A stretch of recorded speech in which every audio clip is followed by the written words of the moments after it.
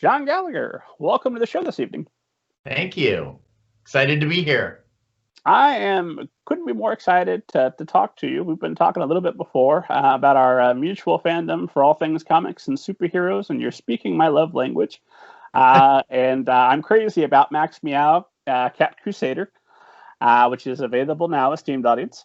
So probably the best place to start before we start talking about the book is if you would go ahead and give esteemed audience kind of an overview of your background.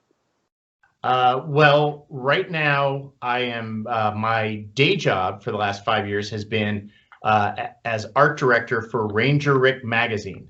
So it's a kids' nature magazine. A lot of people either love it or they don't know that it existed, but it's been around for about 80 years. And I studied graphic design and have been doing comics, though, since I was 5 years old. And it really started because I was watching Super Friends, and my mom found a comic book for me, when I was 5, and it was a Shazam Treasury size edition. And from that moment on, I was just mesmerized. And but today, I've been doing self-published works for the last 20 years. And Max Meow is my first major publication, with someone like Random House, which I'm excited to be with. And it's just been a lot of fun, in just the past couple weeks with Max launching. Super Friends. I've got a bunch of old Super Friends action figures in the back of my house where you squeeze the legs and the arms move to punch. Oh, the superpowers. I'm old enough that I had the Mego action figures, which are, the 8-inch, and had them all. And I had the Star Trek figures, and I just loved to come up with stories as a kid. And I was always really adamant, like, don't call them dolls. So I think my imagination was always sort of going. And I think for Christmas one year, maybe just a year later, my dad picked up The Great Comic Book Heroes. And it was put together by the cartoonist Jules Pfeiffer. And in the foreword, he had a drawing that he had done when he was 9 of his first comic book. And when I saw that, everything clicked, because I liked to draw. I liked comics and superheroes, but I'd never thought about the fact, like, I can be creating comic books. And I just took, a piece of paper and folded it in half and started drawing a cover. And I actually duplicated his. I think it was like Radio Comics, because this is back in 1941, I believe. And so it was very much like with the 3 circles down the side with the hero and the title at the top. And so I'd say my origins of comics go all the way back to the Golden Age, in a sense.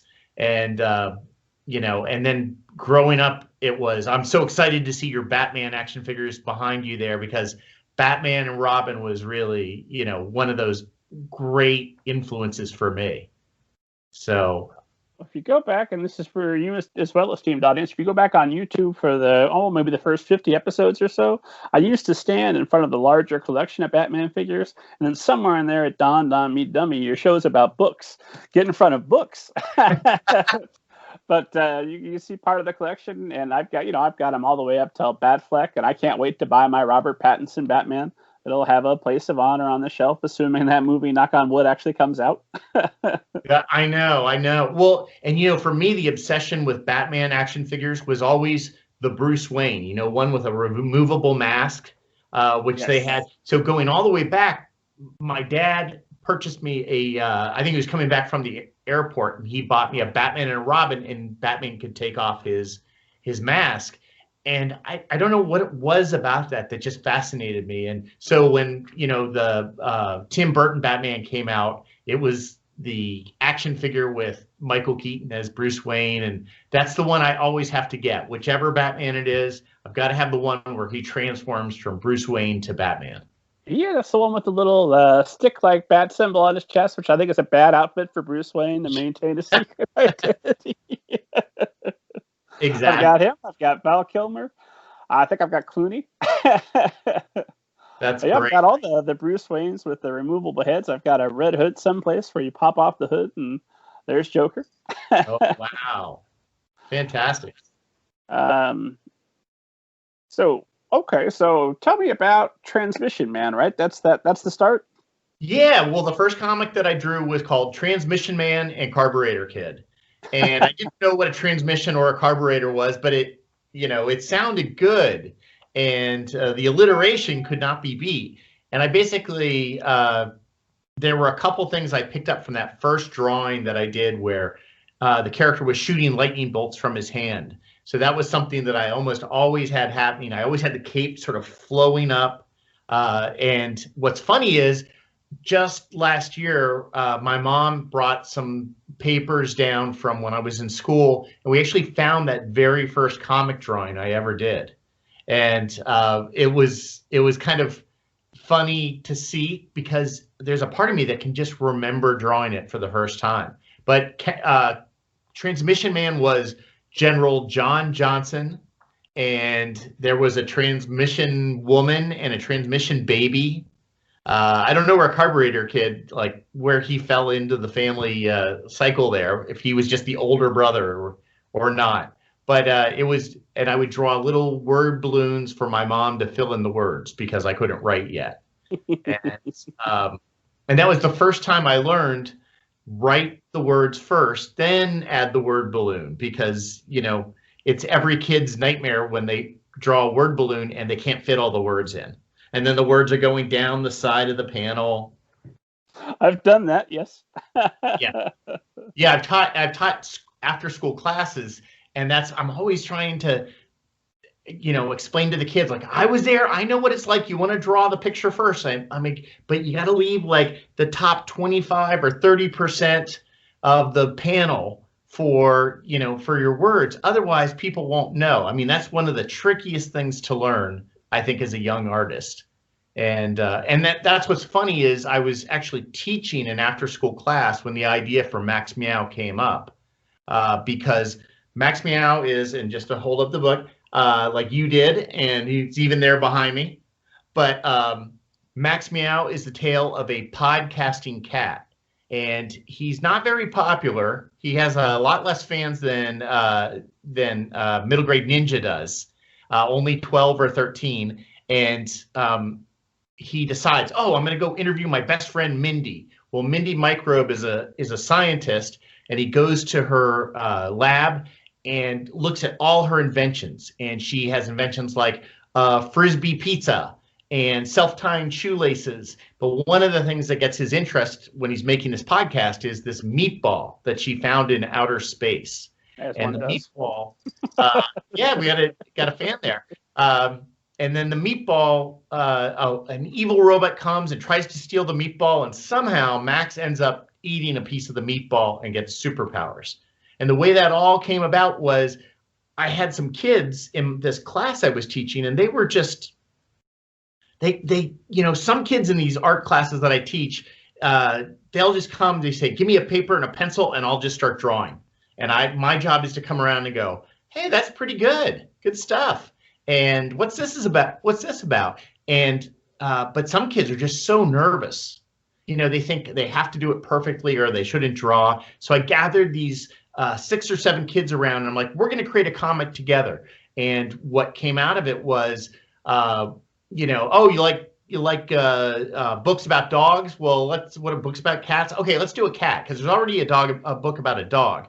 So, and we started, and we were going to call it Captain Cat. And scientist, there were lightning bolts, there was a giant robot. And what was great was I would help draw a panel, then maybe I would write a panel, I would ink a panel, and all the kids were trying different roles. And before you knew it, we had a 12-page comic that we created like a factory, like the old bullpen from Marvel. And they didn't even realize they had done this. And they each had done different parts of it. And they were so excited about this that the next week they're like, what's going on with Captain Cat? And eventually it became Max Meow Cat Crusader. And, I was like, wow, this is really, it was kid tested and approved in the first day. And and it really has had a great response since I've started introducing it to young people. So were you able to keep that going and have the kids continue to give you feedback as you're working to finish the book and I spoiler the sequel. Exactly. And my 10-year-old, now he's 13. I think he was 10 or 11 at the time. He had a lot of opinions because my youngest was dealing with, it's funny, I've always been pushing graphic novels. I've always been telling kids how great they are. My two older children, they liked graphic novels and comics, but they weren't super excited, but they loved to read everything. My youngest was a reluctant reader, and he was diagnosed with dyslexia, and I would pick up any book I could to get him to read. And he really would try, then discard it. And it was so funny because graphic novels, Dogman, Drama, Smile, these were the ones that just, set his brain on fire. And he would be underneath the covers with the flashlight, read, even though we don't yell at him for reading. So he had a lot of opinions when I created Max Meow, and he was the one who came up with the name Max Meow. And I wanted to call him, I can't remember, I had Electrocat because Max shoots electricity from his tail, and he's like, no, Dad, Cat Crusader. So, yeah, it's neat to have that feedback. And I was very lucky because I had an immediate test audience that I could throw this stuff at. Look at you. You've got an expression of your artistic vision, of course, but also a nice thing that you were able to do with your son that's going to be special for your family forever, yeah? Yeah, exactly. And going back to when my daughter was just 4 or 5, I used to tell her bedtime stories because we have a golden retriever. And I tell stories about a little girl and her golden retriever. And when she was about 10, we created a comic together called Zoe and Ketchup, which is kind of like if Calvin from Calvin and Hobbes had a mean big sister. And so I created that with my daughter, Katie, and just self-published it. And then I did one with my 2 boys together called Epic Bros, about 2 brothers whose dad was a superhero. And this is sort of that extension. And a big part of that came because comics and graphic novels take so much of your time. I needed to come up with a way to do it, but also connect with them, because that was, and ultimately, I think there's a more authentic feel to some of the work that I do because it was all connected to the love I have for my kids. We've got a esteemed audience looks forward to the guest visits from Mabel the cat, and she is hooked on Max Meow. I can't get enough. That's good. I don't know where my cat Millie is right now. I would have her say hello, but she seems to approve as well. When it's a big hit here at the house, not only is Mabel a fan, my 6-year-old son, he doesn't get to read all of the books that we talk about on the show with me, but he sat with me for this one. He had a great time. That's good. We are eagerly awaiting part 2. Well, that's good. Well, and part 2, I'll give you a little preview of that, is entitled Max Meow, Donuts, and Danger. And that will be available when? That's coming out April 6th of 2021. So, and with book 3 coming October of 2021. So I'm following a pretty aggressive schedule, and Random House has been supporting me. The plan is for a new book every 6 months. I guess until I fall over. But we're starting with these 3, and hopefully everything will, kids will like it, and we'll continue doing it.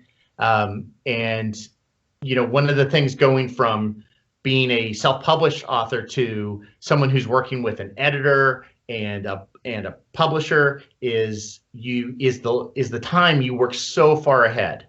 And I know I've seen on your show, when you had Laura Martin on, she talked about you had seen a version of her book 2 years before it was published. And usually, this book was finished about almost exactly a year before publication. And that was completely different to me because, as a lot of self-pub people have done, there were some things I had printed at printers, but other things were through CreateSpace on Amazon. And I mean, you get immediate, gratification because you print your book and it comes back to you in 2 weeks. So this has taken a little bit longer, and one of the tough things is in like with today is there's a lot more electronic ARCs or advanced reader copies that are going out. I wasn't able, just as they printed book versions of these, they kind of got locked up in the warehouse due to COVID. And it was one of those cases where we're just going to send digital copies to everybody. And I'm like, of course.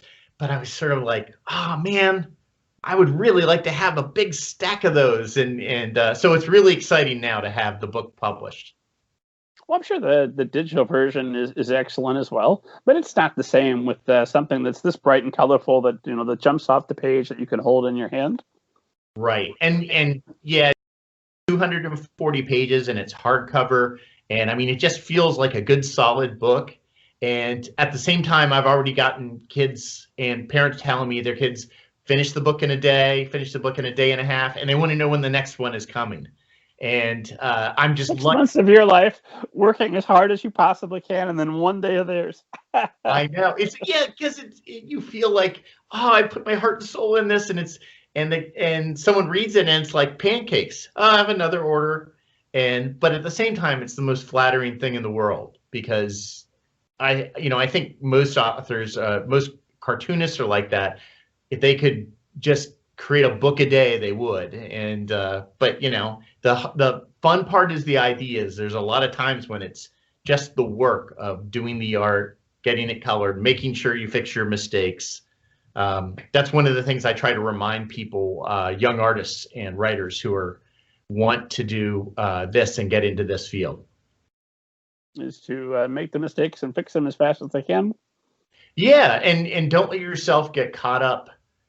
It's interesting because, Max Meow, I purposely, because we had created in this classroom environment, had created Max Meow so fast that I purposely, as I was working on the first, say, 70 pages, I started off drawing on paper, and I was drawing and sketching just as fast as I could. I was doing 10 or 12 pages a day of thumbnails, and because I wanted to have that frenetic feel to it. And so then when I went back to do the final art, I still had that sort of fun feel, and I kind of had to force myself not to clean up my artwork too much. I wanted that feel you get when you've just drawn something. Sometimes you see sketches to comics and graphic novels, and they look more exciting than the final art. I wanted to not lose that. So in a sense, it's, have faith in yourself and be ready to make mistakes and kind of just keep moving. I've met so many artists who just keep redrawing the same page over and over. And that's all you're going to get good at is drawing those things that are on that page. But if you draw an entire story, whether it's 3 pages or 200, you're going to have to draw a lot of different things. And the idea is just to try to do better each page. Well, with this book, without spoiling, there are some major twists there at the end that obviously involve some planning ahead of time because you set them up earlier.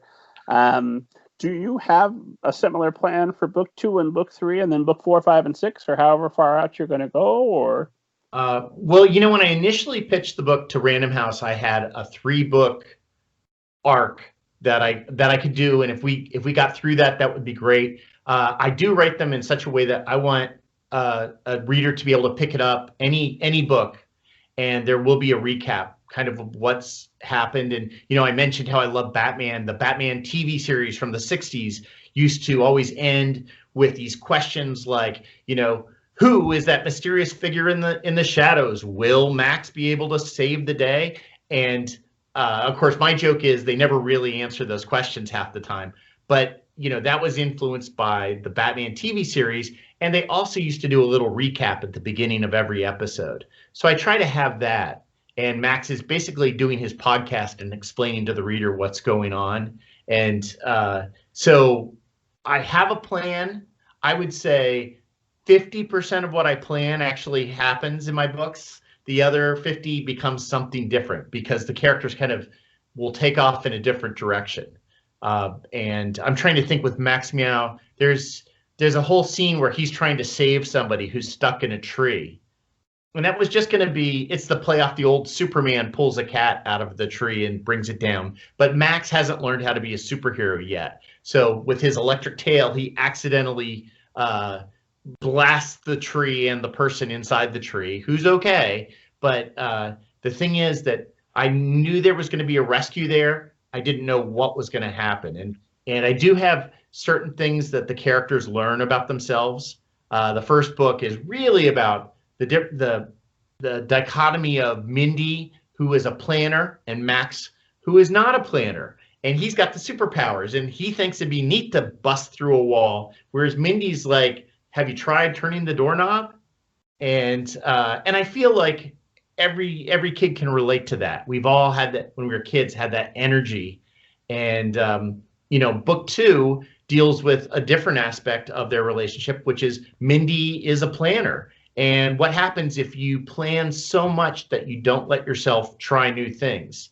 And so I want to have every book have something about it, but really have fun, have the fun be the part of the book that brings the kids in, and hopefully the story, the character development, because it's really about relationships, is what gets them to read it a second or third time.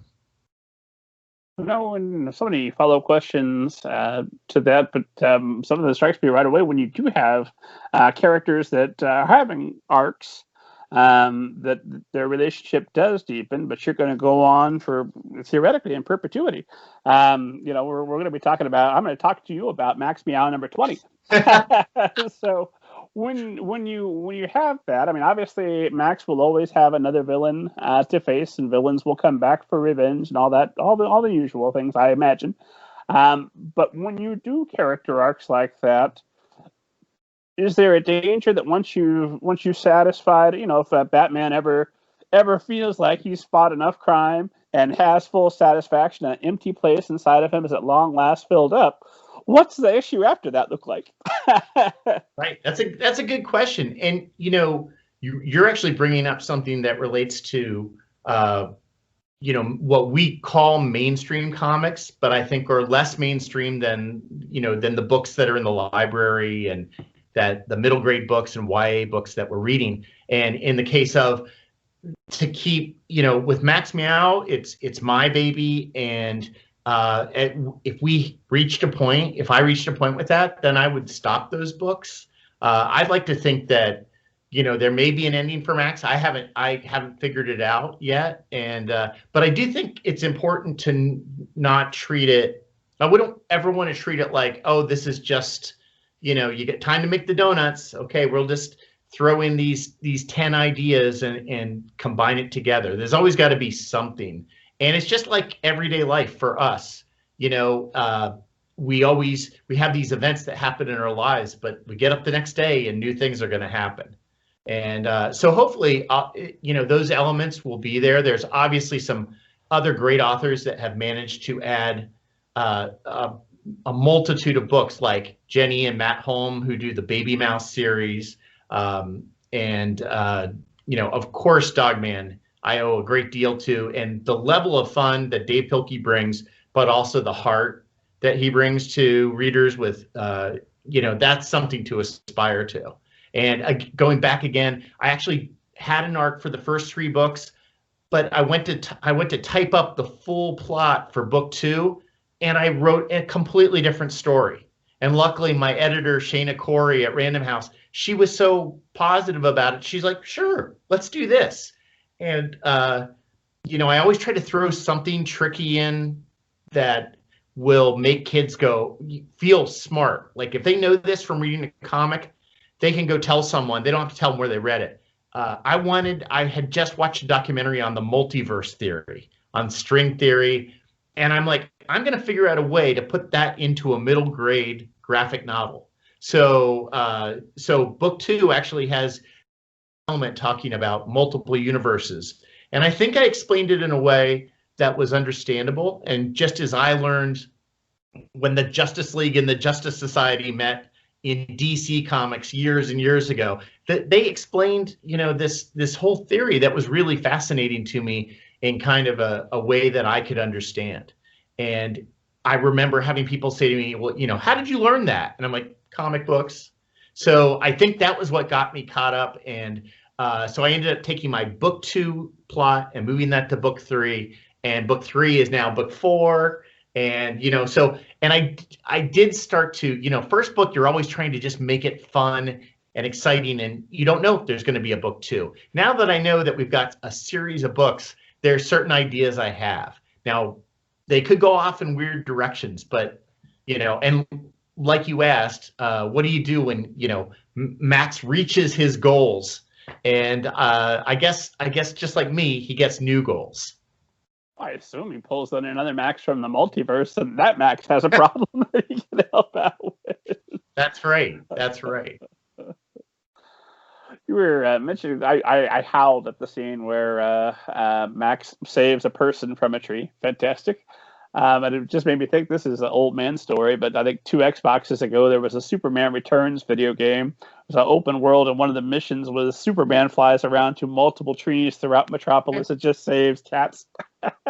Oh, that's great. Well, that's such an iconic scene in the original Christopher Reeve Superman, the movie, where he brings a cat down. And, I wanted to incorporate that in because even when Superman was rebooted in the 80s by John Byrne, he incorporated a scene that was just like that.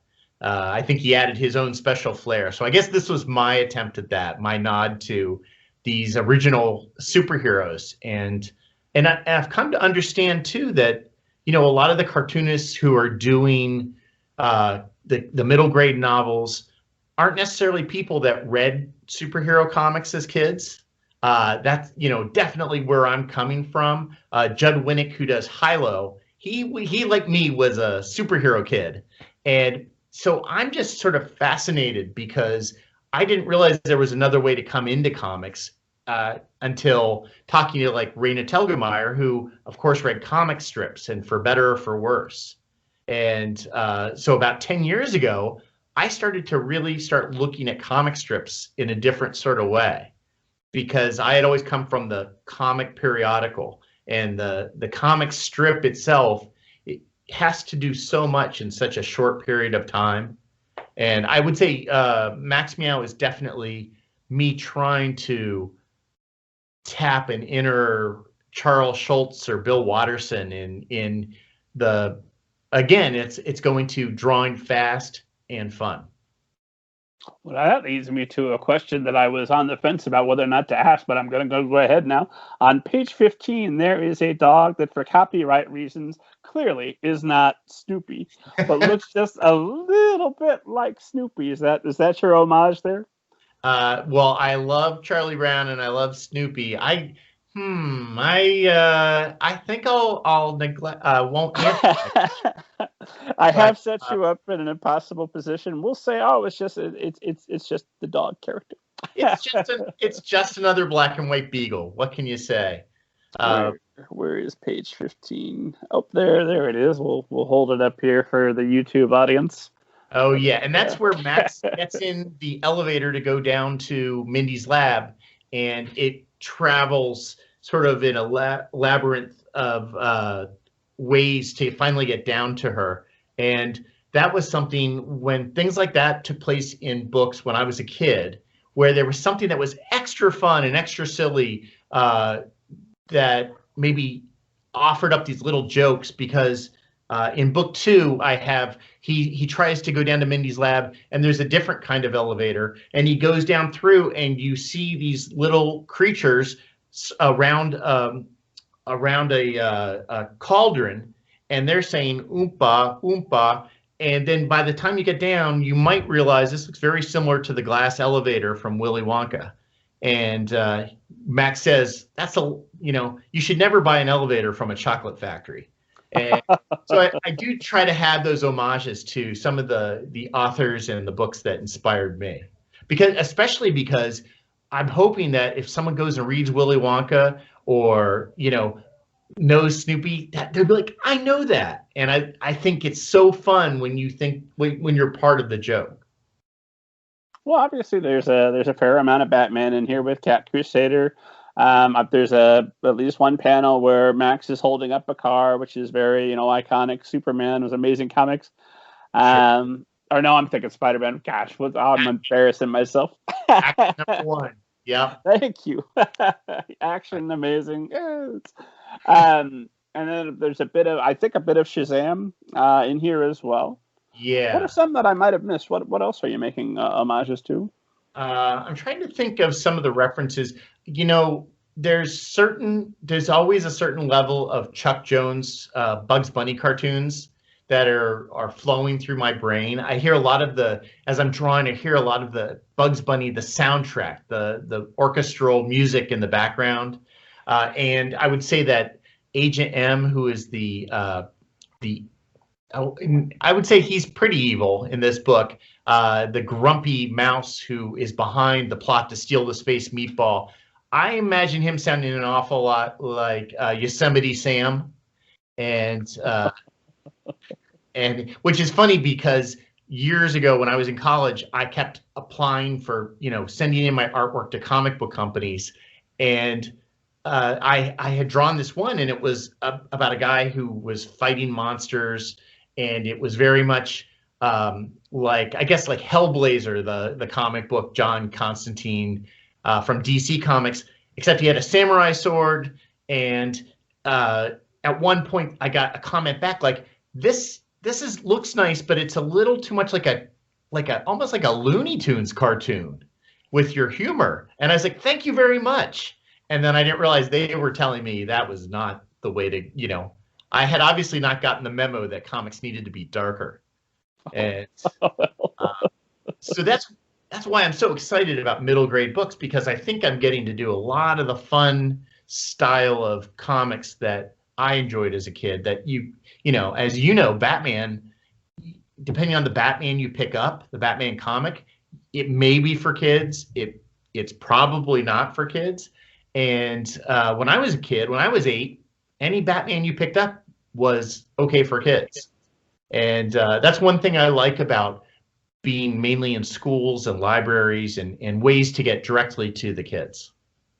Well, I mean, do you ever see yourself doing like a Max Meow Returns?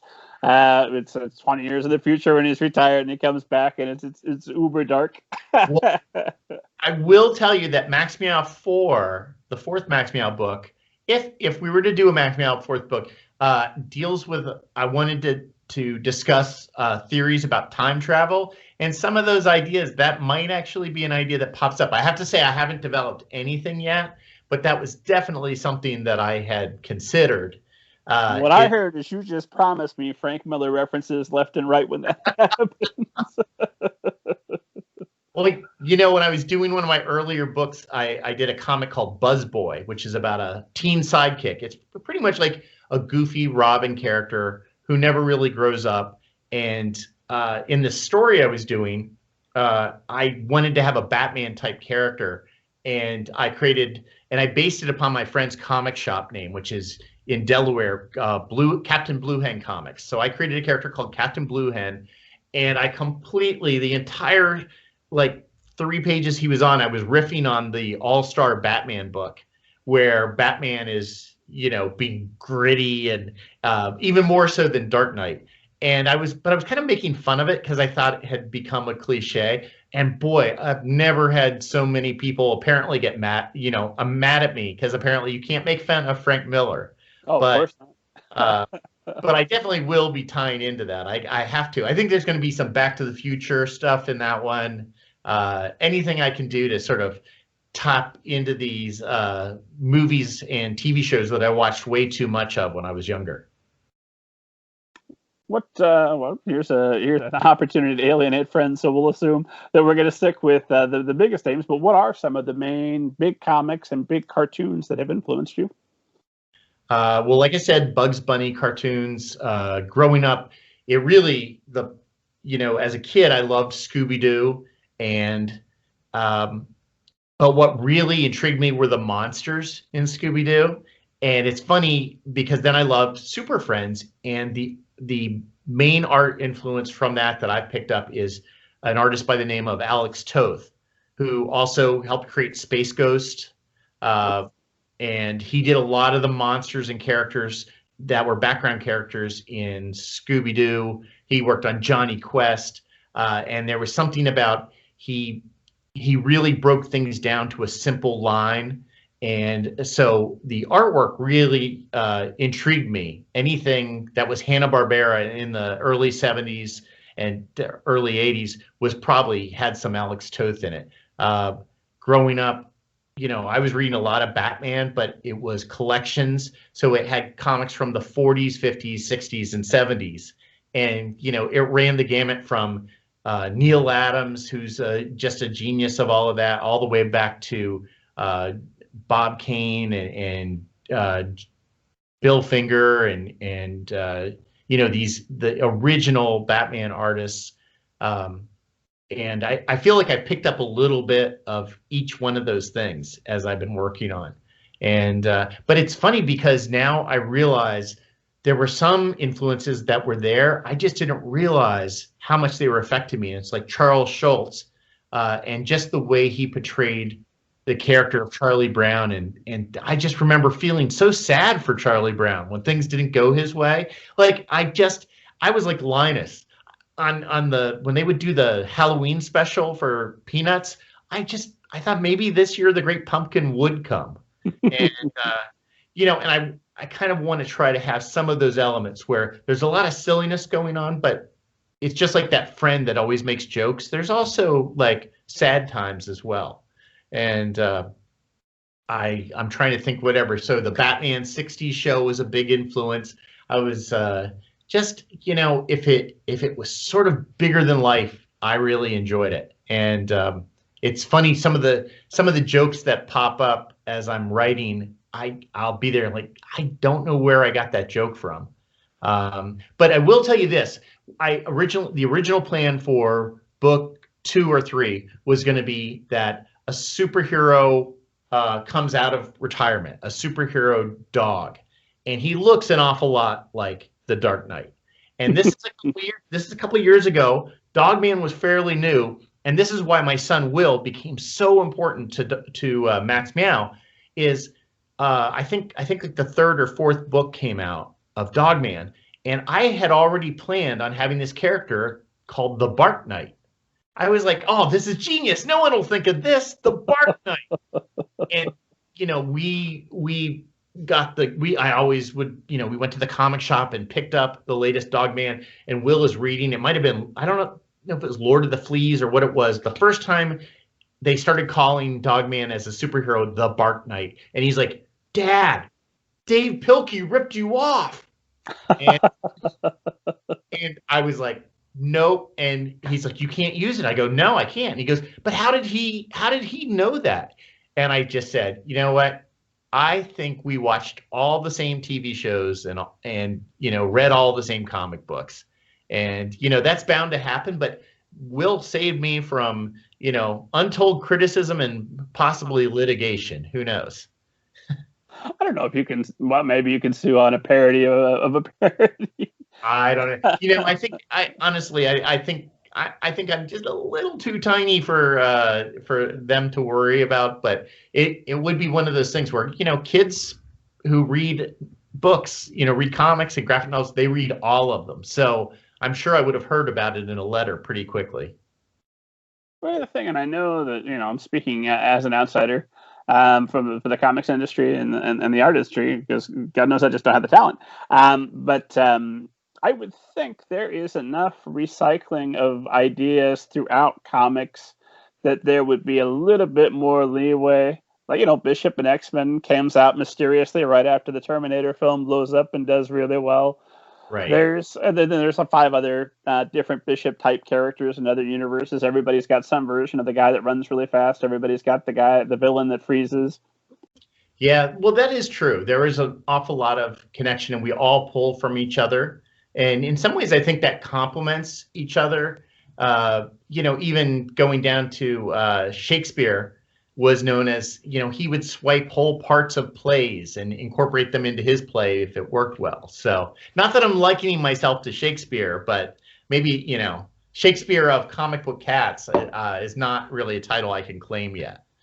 Well, I don't know. Long enough timeline, everything else goes out of print, and Max Meow is still around. You get all the credit. I know, and that's a pretty durable book. We've got some nice varnish on there, so it could withstand the test of time. If the nuclear apocalypse happens, cockroaches and Max Meow.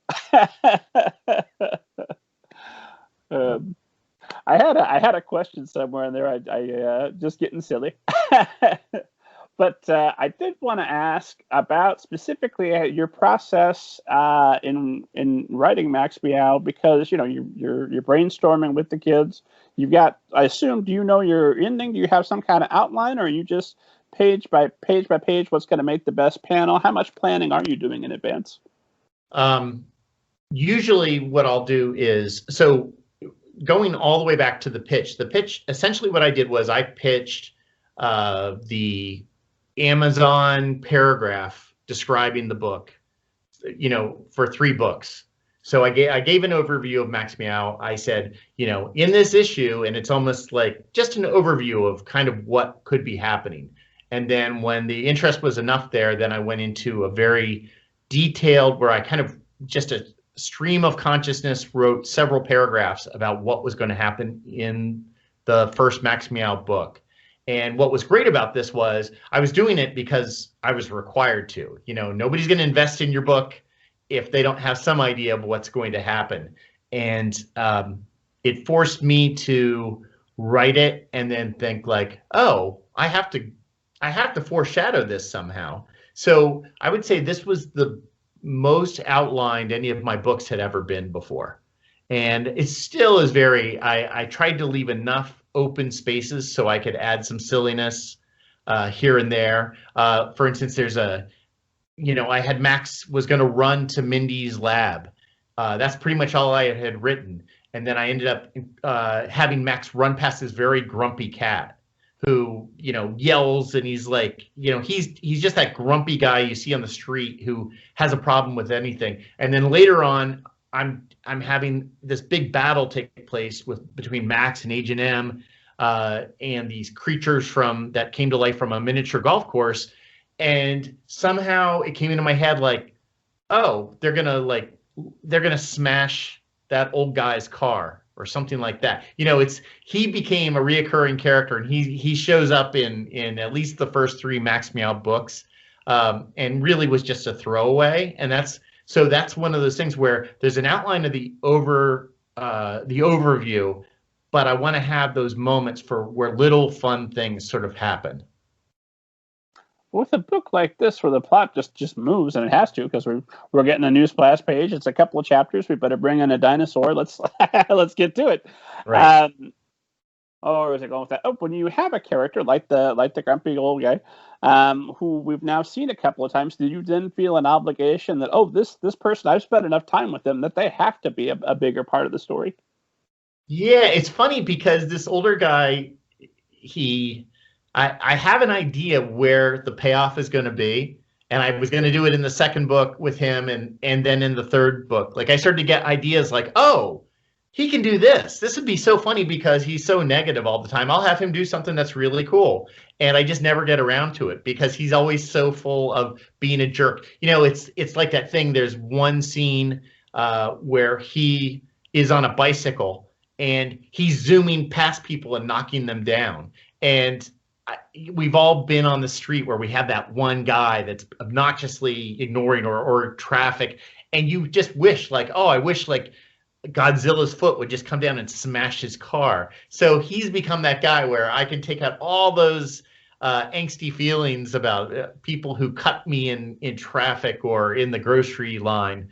And I guess when I work through those feelings, then maybe I can let him have his happy ending.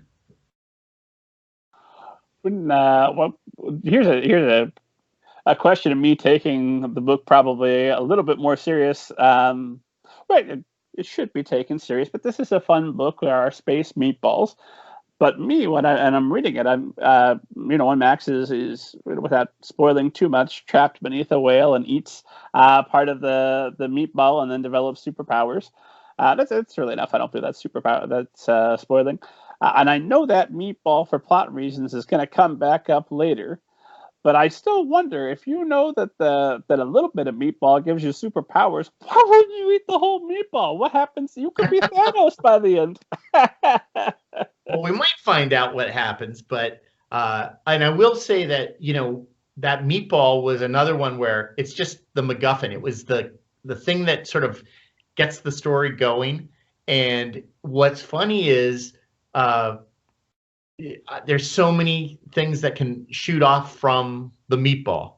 It's so I will say there's a little bit of meatball in book 2. In book 3, you will finally find out what the origin of this meatball is. And it was one of those things where it's just like there's also another character that seems like a throwaway character, and he is the groundskeeper at this miniature golf course in the book. His name's Cody. And the thing, Cody, I have a golden retriever named Cody, so I wrote him very similar. And the thing is, though, is Cody, there's all these things that can happen to this character. And I want to, every time I create a little character like that, or the space meatball, I want it to be important enough in a way that it could become the whole story. And I always use the example is in the Fantastic Four comic book, the great artist Jack Kirby, who created Captain America. He co-created Fantastic Four, the Hulk, the Avengers with Stan Lee, and he just added the Silver Surfer, who many people know of and will probably show up in Marvel movies very soon. He created the Silver Surfer as kind of a throwaway character. And then the Silver Surfer now has had his many series. He's popped up in the Fantastic Four movie. And I always try to think about that fact, like any character can become somebody. And because as a kid, I always loved that when I'd go back and see somebody drawn into the background, and then it turns out later, Batman realizes he's the criminal. And so even with the meatball, there's a little bit of that. I will say I would not advise that if there's a giant space meatball in your life, not to eat it all. But we will see what happens when that meatball is, when other people poke and prod the meatball, what's going to happen. It's not always a positive. Without spoiling there, we will see more meatball. No, I understood immediately from a plot perspective why we needed some meatball for later. It was kind of brilliant, though. It was kind of one of the most brilliant. There have been so many different versions of the Superman origin story.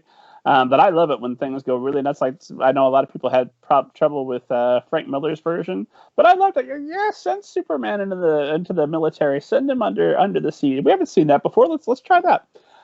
But I always loved the Smallville revision that when he comes down, it's with a meteor shower, which is why in our modern age we're not getting pictures of the ship. And then those bits of kryptonite are all around Smallville, so there's always going to be trouble. And they're creating other supervillains, so there's somebody new every week. I always thought that was so that's what you get to do when you're doing the 50th, 70th incarnation of a character. But, that's a smart change. I hope that becomes canon from now on.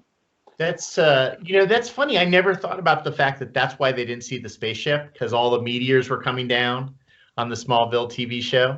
It's this is a pretty smart change. And it's also why he didn't immediately become super strong, because there's kryptonite everywhere. And the further away he goes, I know a lot of people have felt like, if they stayed in their hometown, that would be like being surrounded by kryptonite. So it's sort of symbolic that when he left Smallville, that's when he really found himself. Yeah, if he becomes a townie for life, he never even knows how powerful he could be. You gotta head to Metropolis, son. I know, it's like Clark works at the car wash. Would be I would be interested in that version. Anyway, back to Max Meow, but that's what struck me about the meatball was that's because of the way it's used for other things yet to come without spoiling. That's the asteroid, that's the MacGuffin that's going to allow us to continue. I'm assuming that meatball's coming up in book 2 and book 3. Yeah, the meatball makes a brief appearance in book 2, but book 3 it comes front and center again. And you learn a little bit about it. There's actually a character in the 3rd book that pops up because of it that you never would have. I don't think I would have even thought of before I sat down to do book 3. I'm like, oh, we need this kind of character. And again, it's a character that when I created it, it was just going to be a character that sort of moved the story along. And I don't want to give too much away, but what has happened is I love this character so much, and I'm like, I would write a whole book series based on this character. And and it's one of those things where it sort of reminded me why I love to create comics, because there's always something more new and fun that pops up every time. And as you know, I won't give away the ending, but in Max Meow Cat Crusader, it's not a cliffhanger as much as something amazing happens at the end. And I try to have that at the end of every one of the Max Meow books. Something's going to happen at the end of book 2 that's going to make you want to read book 3. And for me, that was always what made me want to read more comics. And and comics are how I learned how to read, because as soon as I discovered comics, I just pushed all the Dr. Seuss to the side. And not that I haven't come back and read all those Dr. Seuss books a million times now as a dad and love them, but it just made me want to read more and more. And one of the things when I do school visits is I always point out to kids is that I get so many of my ideas just because I've read so many books, whether they're comics or regular books. And when I was in elementary school, I was known as the kid who read every book in the library. And that's good writing training. Yeah, and I think it's funny because someone had to actually remind me of that, and I started to it hit me. The reason I was in the library all the time and could read every book, and it wasn't a giant library, but I read a lot of books, is I think my teacher was sending me away, because if I got my work done, I would distract everybody with jokes or comics or whatever. So it might have been some form of punishment that led to that, but it paid off for me. Well, let me ask you this: if I had, I'm suddenly in charge of DC and Marvel, all the big comic companies and Image, everybody, and I can say to you, John Gallagher, I love Max Meow so much, I will let you do anything you want with any character from the universe or any team of characters. Who do you pick?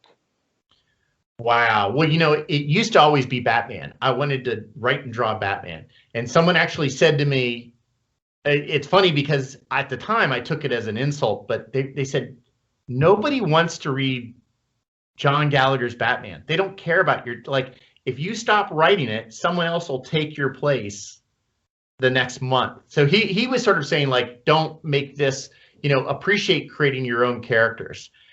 So I've since gone into that whole idea of, if I were going to write something like that, I would want to write characters that maybe haven't gotten their due yet.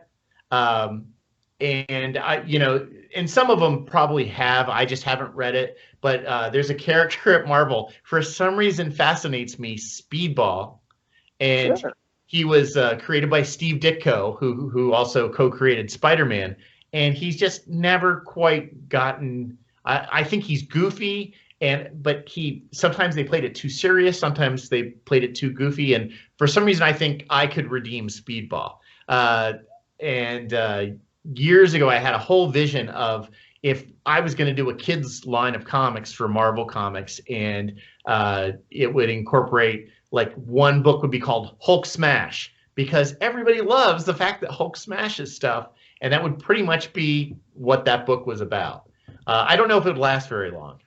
And then if I had to go into DC Comics, I love Robin. I mean, as much as I love Batman, Robin was really the inspiration. I kept just wishing that my dad would reveal to me he really was Batman, and now I was going to get to be Robin.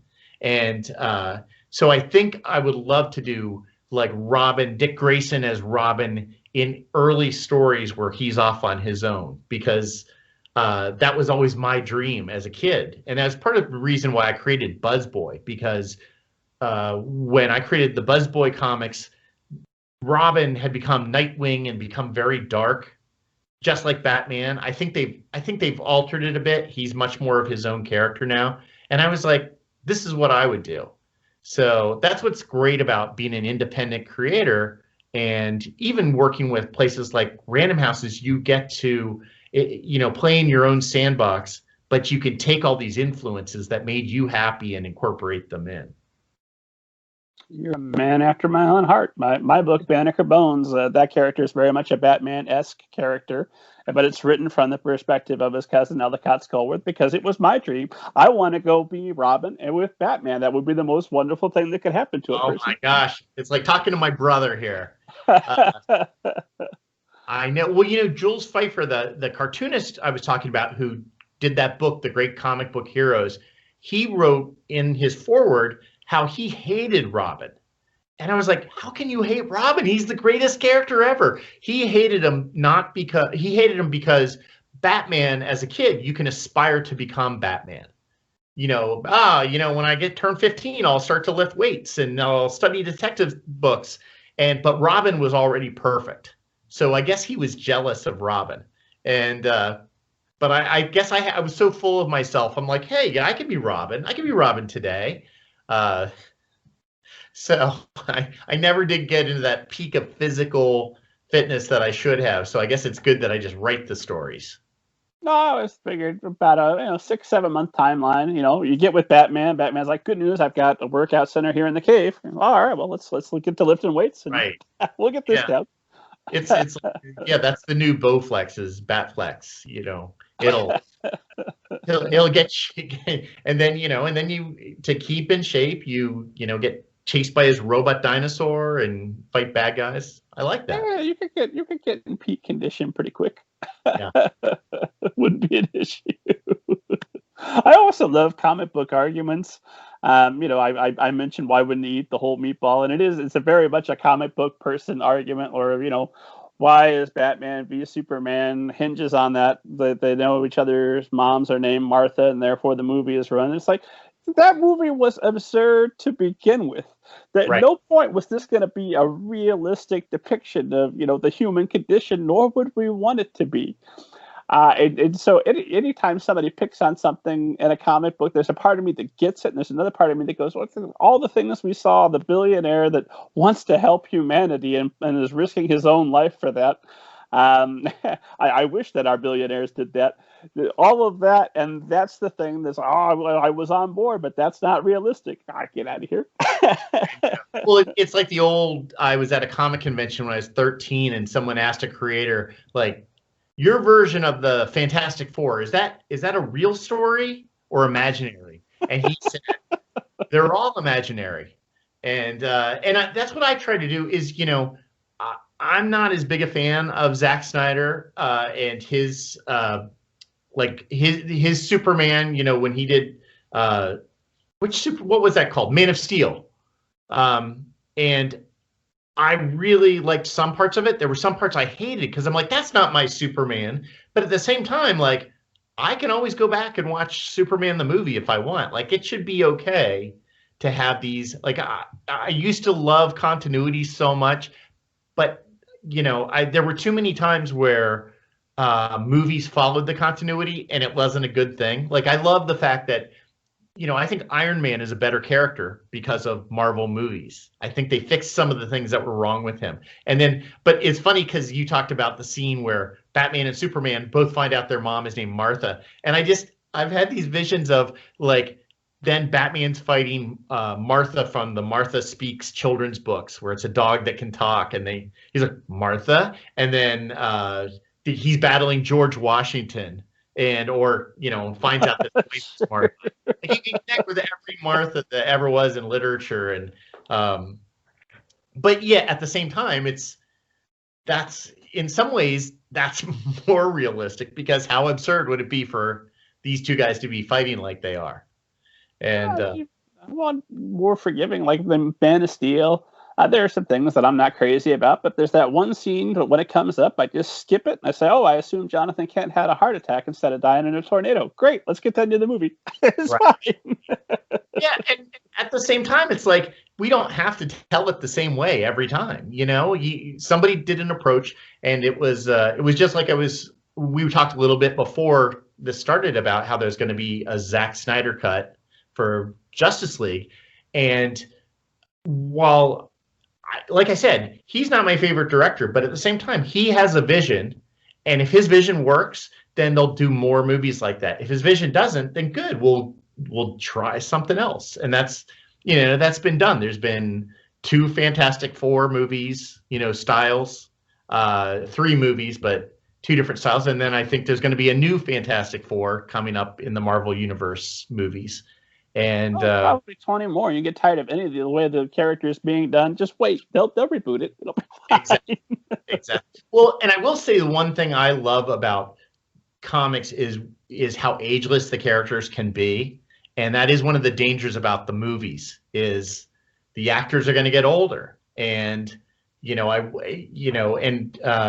they going to, do they have to have the characters move on? Or are they going to let a new actor play this character? Like, I think there's a danger to that because when you start aging your characters in real time, just like James Bond has been played by 5 different actors now in movies, and if maybe more, I don't know. I don't know if we're counting Woody Allen.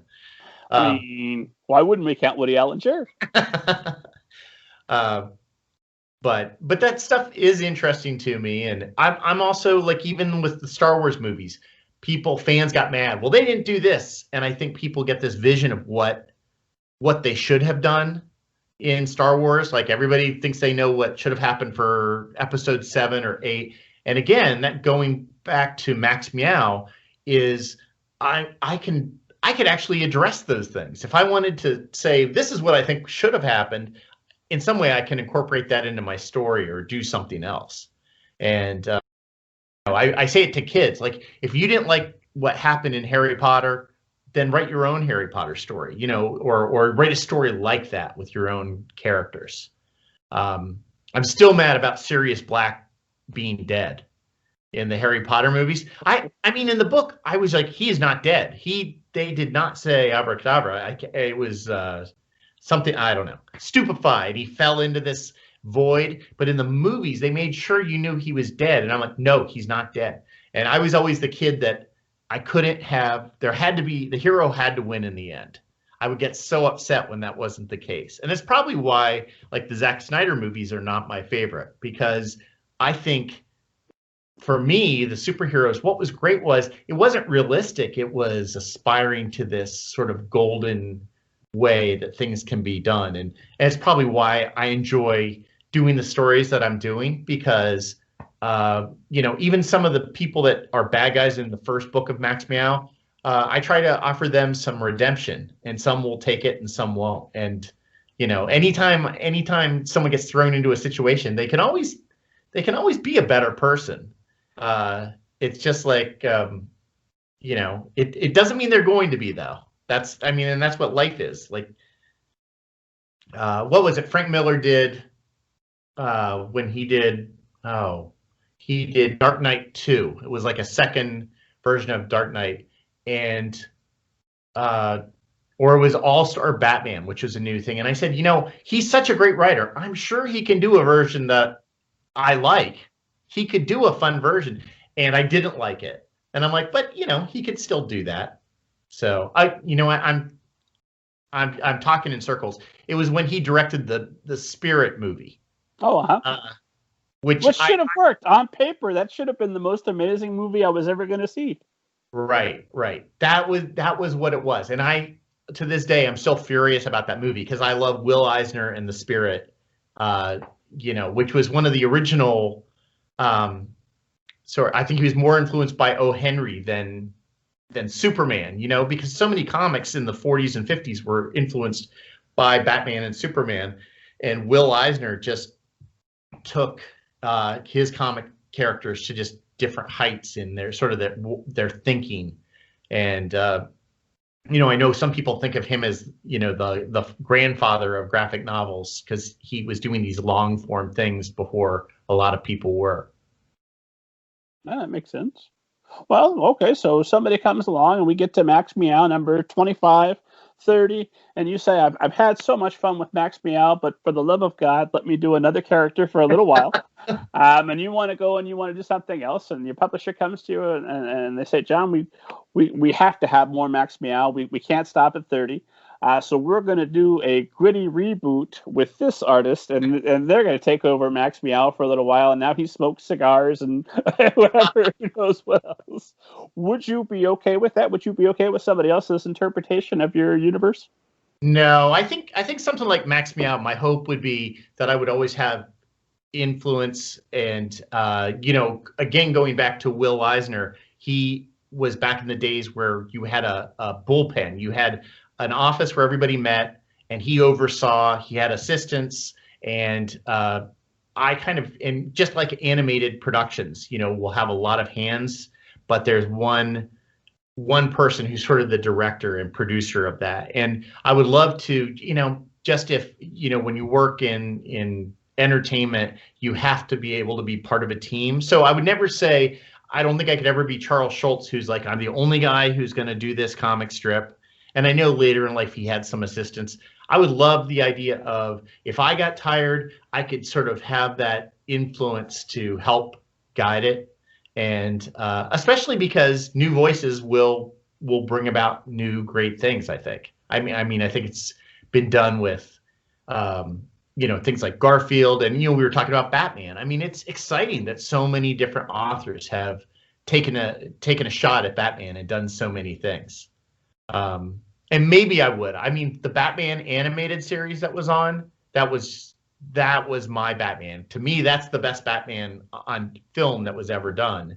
And in fact, I just bought the DVD set and am so excited to watch it. And but it captured a lot of the darkness of Batman that you felt even years ago, before things got really gritty.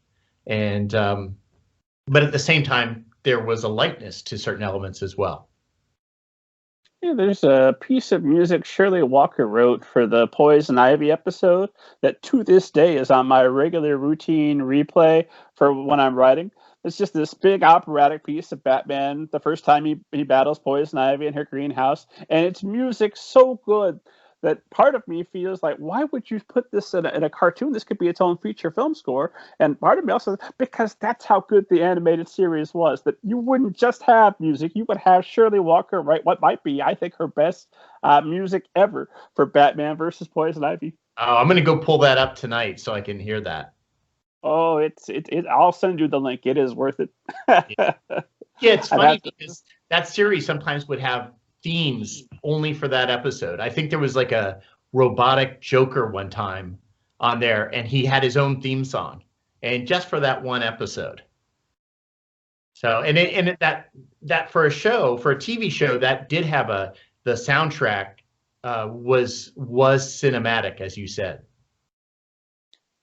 I could talk your head off about my love of comics all night. There's no end to it, but we kind of glossed over the fact that you are the art director for Ranger Rick, which I subscribed to as a child.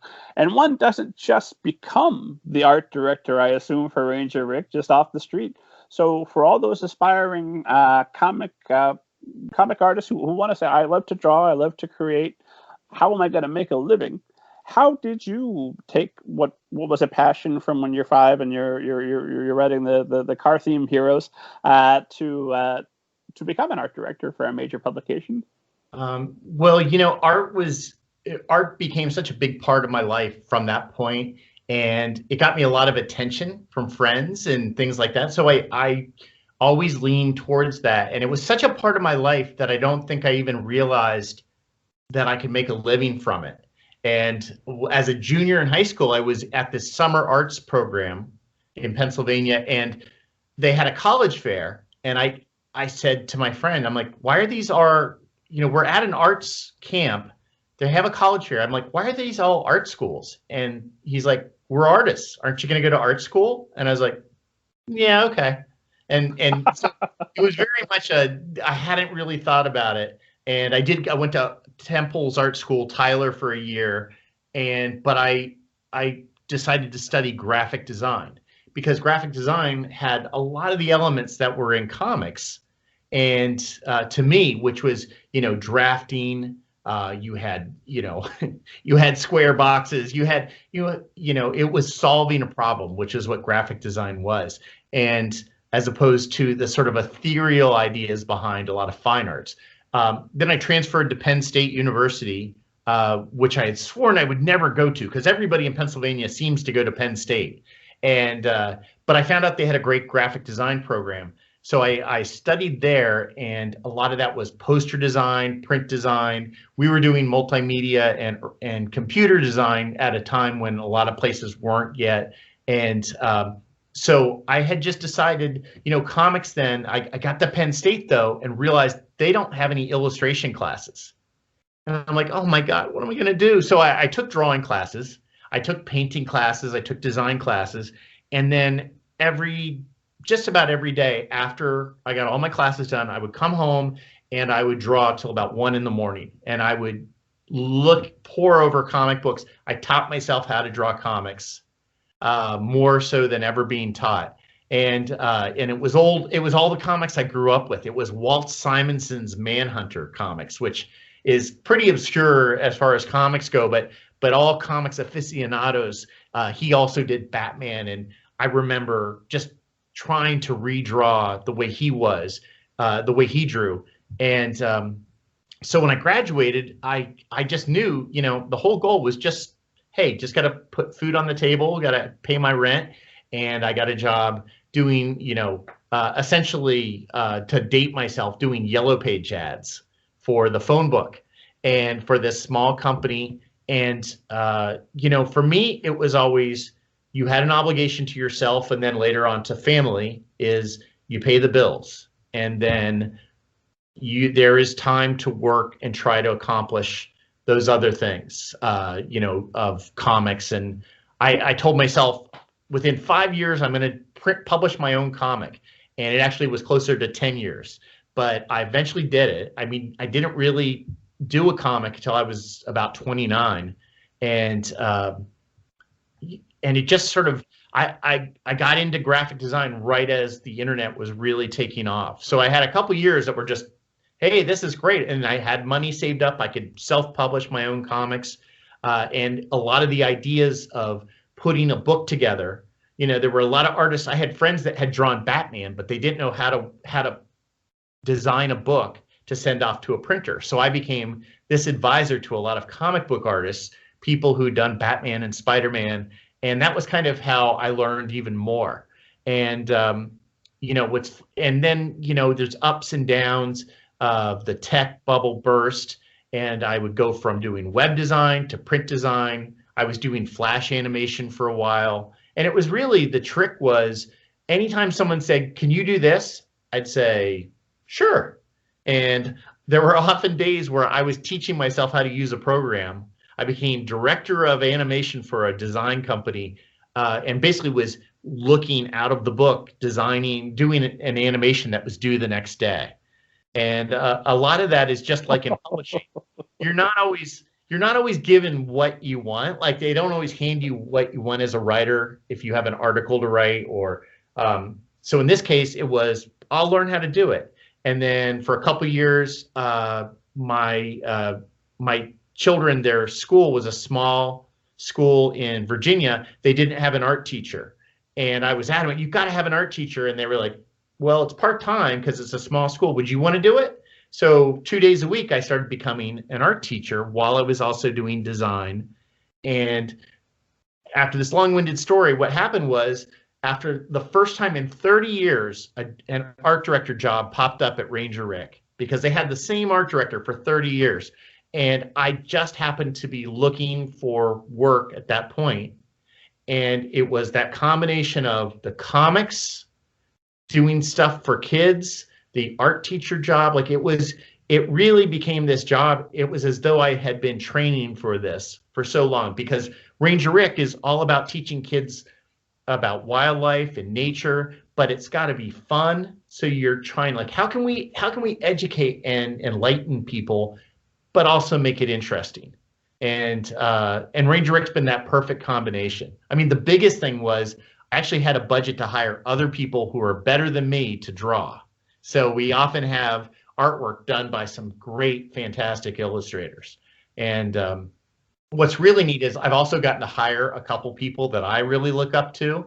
And I for the second year in a row for the Halloween issue, our October issue, which is my favorite issue, I was able to hire Tom Richmond from Mad Magazine to do the artwork for an article.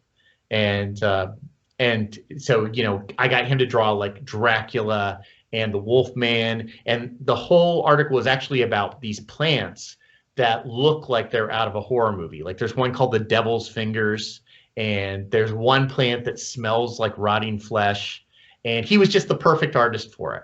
So yeah, it's not a job that comes along for everybody, and I just happen to have all the weird little things to combine to be part of that. And I've learned so much too, because I know more about nature.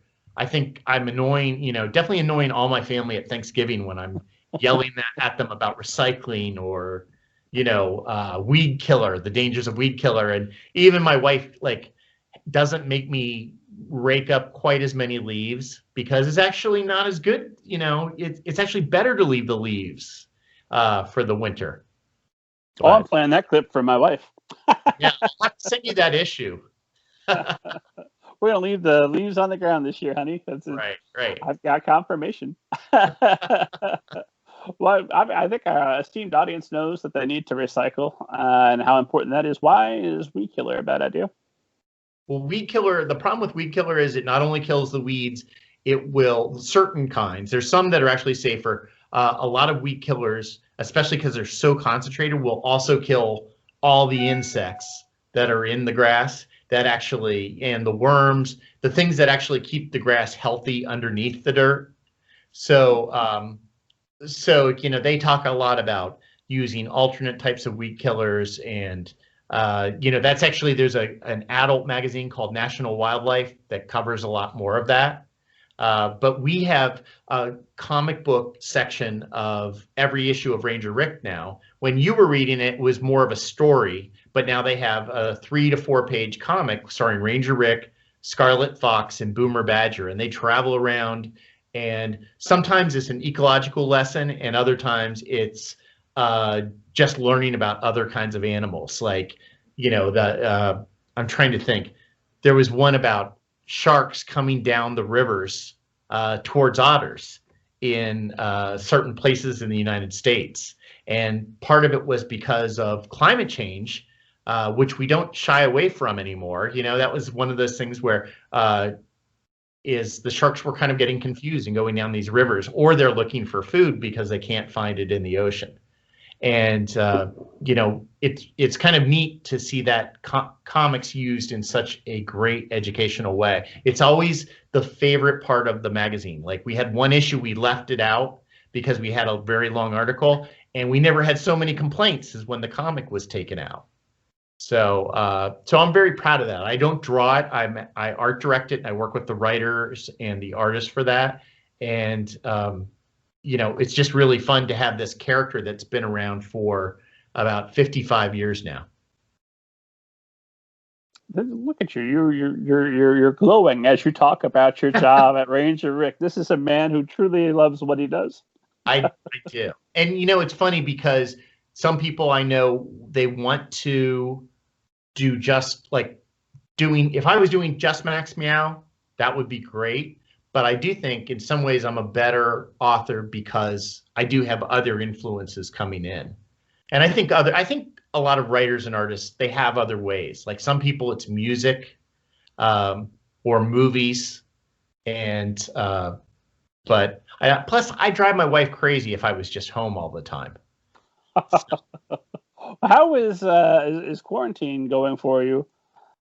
Sooner or later, all conversations lead toward quarantine and COVID-19, so we got to spend a little time on that. Well, I'll say that, you know, when I was working on, I was just finishing up, let me see. I had finished Max Meow Book 1 when quarantine started to kick up, and luckily the National Wildlife Federation, which publishes Ranger Rick, they sent us all home very early in March. And we all thought it was going to be a month, 2 months. And it really, we had some edits. We had some changes to Book 1 because, you know, when you're putting that first book together, there's certain things that you realize once you put it together, oh, this isn't going to work if we're going to keep doing this as a series. So I had a lot of edits, and it worked out really well for me at first, because suddenly I didn't have that hour and a half commute. So automatically I had over an hour added to my schedule every day, because what I would do at Ranger Rick is often I'd work at lunch hour. I might work on Max Meow, or I would work, finish my work for the day and then start working and stay at the office. So now, since I was home, I had a little more flexibility to jump on Max Meow, jump on Ranger Rick, and it's just, but it's also that danger of getting yourself to stop. And for me, it's never been, oh, I can't get myself to work at home. It's, how do I get myself to stop? And but it's actually worked out well, because I've had a couple people, I have people help me do the color for Max Meow. And I was actually, for the first time, able to bring in some young local artists who had an interest in doing comics. They never had. I was able to have them on as assistants, and having them there at the dining table with me was really great, because I found it, I do better when I've got people around me, and we were able to go back and forth, and it really has sped up the process. We don't have to go and make as many corrections because we're all sitting there together. And also, my kids are all school from home, including my college-age daughter, and she's going to university, but she's virtual right now. And I have my two sons as well. So it's neat because they're still seeing me. I'm working very hard on all these things, but they're around, and we have that time we need to have. Whereas if I was having to go into an office and maybe staying at the office, that might actually be harder. So it's a balance. I mean, there's some days, there was one day I had a conference call. I had to go outside and the wind is blowing, and I'm like, this is literally the only place I can be right now, except the garage. But, so how are you finding ways to promote Max Meow? Because I'm assuming you're virtual. Obviously, you're now on the greatest podcast that could ever be, so that you got that sorted. But what other things are you doing to make sure that you're getting the word out, since I assume school visits are out for a while? Yeah, well, what's great is schools and the teachers have been so great in adapting to the changing environment. And even though it was kind of rough and tumble for a while, the school districts have gotten so good at adapting, and with Zoom and Google Meetups and things like that. So I've been doing virtual visits to schools. And to give you an example, there's a school in Maryland, a school district, instead of visiting 150 kids at a time, I did an appearance and there were 600 kids on there. It was the entire elementary school section of this town, and it was really fun. Now, what was nice was there was an organizer who basically had a chat room open so that they could ask questions, and they did have mute on, because 600 kids all yelling at once would be tough. But I did miss that. I missed hearing that cheering, and that's been good. I've done a bunch of podcasts. Of course, I've done, tonight, the coolest podcast around, and really they all, Well, I think Cat on the Street is the coolest podcast around, but second maybe. That's right. Well, I so would love, like I said, I used to do animation. I would love to come up with like an app that has a little animation of Max going, here's my correspondent on the street, and then kids can film themselves doing news things. Again, like my wife always says, yeah, you need another project. Yeah, and I've been doing that. There's been a lot of social media on Twitter and Facebook and Instagram. And what I will say is people are very understanding that I'm maybe promoting a little heavier than I would. And people are sharing like never before, and just being really, really, really supportive. So. Well, that's book 1. By book 30, you'll be over it, and you won't even bother messing with. I'm still working on 3. You got me on 30 already. It started at 20, and now I'm up to 30. Well, I'm gonna have you to 50 before we're done. Which I'm looking at our time, and I'm seeing how it's flown by, and I know it's gonna be sooner rather than later. So esteemed audience knows I have to ask, because I ask everybody. John Gallagher, have you ever seen a flying saucer and or a ghost? No. No, actually, I've never seen a flying saucer. I will say this. I can't remember it, but when I lived, when I was 5 and 6, around the time of the comics, apparently my parents were selling their house, and I used to talk about my friend Boing Boing, who was a ghost, I would say. I don't really recall this, except I was pretty adamant that I had a ghost for a friend. And when people came to buy the house or came to look around the house, they were looking around. They're like, "Oh, this is nice." And I said, "Here, I'll show you where the ghost lives." And apparently they wouldn't let me be at any of these open houses from that point on. So perhaps, I will say I'm very open-minded about it. And when I was from 11 to about 15, all I dreamt about was seeing a flying saucer or a UFO. That would have been, and I'm so excited even that NASA may find life in the atmosphere of Venus or under the surface of Mars. Like, just knowing that there's other life out there would be, it's something I hope I get to experience before I die. Oh, wouldn't that have been a great day? You get to be Robin with Batman, and as you're in the Batmobile, there's a flying saucer. Now I have everything. Now wait till I tell my ghost. Well, where did our time go? I know we had an internet interruption. It always flies by, and this particular episode has flown by even faster because we're talking about everything that I love. But I want to be respectful because I know you've got more events tomorrow. So thank you, John, so much for making the time this evening. And I'll end with this final question, and we'll call it a night. Okay. My final question is always some variation of, if you could go back to the start of your career or wherever you like in your career and give yourself some advice that would have made a significant difference for you and might make a significant difference for everybody listening or watching now, what would you go back and tell yourself? I think I would say, it's funny because I actually saw somebody talk about this online today, and not this question, but what would I tell my 15-year-old self, although I was doing this later, is it all works out.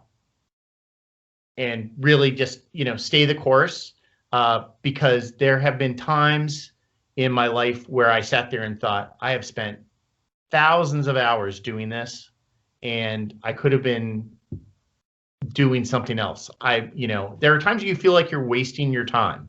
Like, I had more rejection letters sent to me from comic book companies, and I've had, plenty of rejections from publishers over the years. It's a long road, and there are times where I regret it. I was like, this has been a waste of time. I could have been spending more time with my family, or but just knowing that, to tell myself it works out, and again, even if I never published with a larger publisher, or even if I never have great success, just the act of creating is important enough. So it works out. Wow. Quick follow-up then. We get to an Avengers Endgame style, where if Doctor Strange tells Tony Stark the advice that would make a difference, it doesn't work out the way it's supposed to, and the universe doesn't work. You think there's a chance if you go back and you tell yourself, and you just calm down and say, "Oh, okay, it works out. Well, I'll wait here. I bet it's gonna happen." Maybe I would tell myself to get a little more sleep, because I think I drew myself into oblivion a couple times. Maybe when we find out the multiverse is real, you can go to the universe where that did happen and ask that John Gallagher, how did it work out? And then you'll know. Right. You hosed me, man. That was terrible. I was going to work so hard. You told me that it was going to be fine. I just sat around. Just sat on a bag chair watching MTV. To watch. I bet greatness will be along. It hadn't happened yet, but I'm waiting. John, where can esteemed audience find you online, learn more about Max Meow, all that great stuff? Well, I'm on all the grams, all the social media, but maxmeow.com is where they can read an excerpt of Max Meow, It's also a listing of like appearances, which hopefully will include, some book shows and conventions sometime soon, when quarantine is over. And also, links to where you can buy Max Meow books. And you can, Max Meow 2 is Donuts in Danger is already available for pre-order, and Max 1 is available now. And Max 3 will be available I believe it's October 6th or 7th of 2021. So this time next year, you'll already be stuck with 3 of my books. Well, there you go, esteemed audience. Get through 2020. There is hope. More Max Meow is on the way. We're going to be all right. As always, esteemed audience, head to middlegradeninja.com for interviews with thousands of publishing professionals, literary agents, authors, editors, all our favorite people. It will be wonderful for you. Download your free copy of Banneker Bones and the Giant Robot Bees, and God willing and I'm alive, I'll see you next week.